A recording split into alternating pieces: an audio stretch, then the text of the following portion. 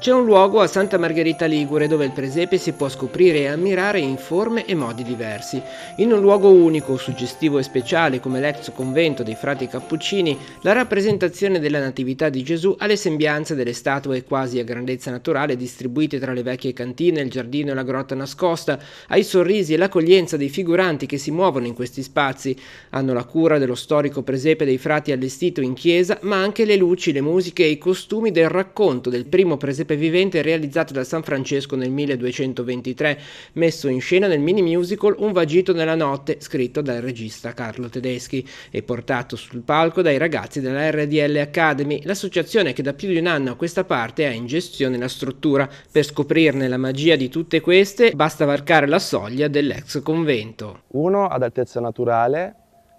sono delle statue della Fontanini, sono circa alte 1,30 m, 1,40 m ed è esteso per tutto il territorio quasi del convento, sia all'interno delle ex cantine, ma anche all'esterno, tra le vigne. Poi troviamo in chiesa un altro presepe, cioè quello storico, che i frati hanno sempre allestito ogni anno e noi per omaggiare loro lo abbiamo voluto riallestire. Il presepe statico è visitabile tutti i giorni, dalle 10 alle 12, dalle 15 alle 19, mentre il musical sarà riproposto ancora ai primi giorni del nuovo anno fino a domenica 4 gennaio, sempre alle 19. In scena i ragazzi e le ragazze della RDL Academy per un racconto scritto dal regista Carlo Tedeschi. Questo presepe è un po' un regalo per Gesù,